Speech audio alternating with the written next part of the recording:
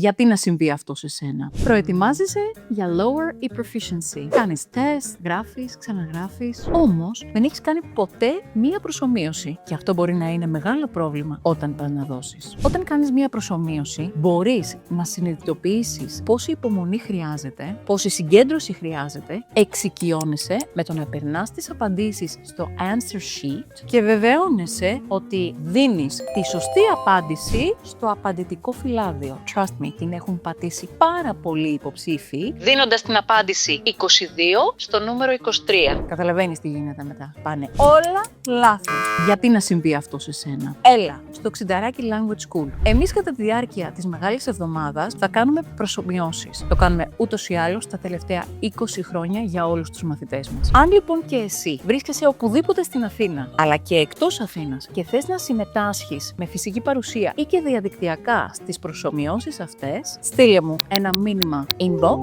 για να δηλώσεις το ενδιαφέρον σου και εμείς θα σου στείλουμε το next available slot. Μετά την προσομοίωση θα πάρεις εξατομικευμένα σχόλια ως προς το τι έκανες καλά και πού πρέπει να βελτιωθείς. Το έχουμε. Και τώρα μπορείς να το έχεις και εσύ.